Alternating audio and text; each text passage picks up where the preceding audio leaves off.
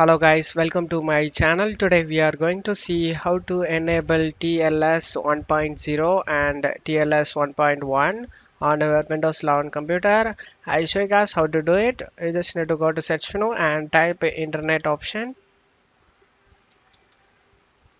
Click on open it. Select advanced tab and you just need to scroll down to the bottom.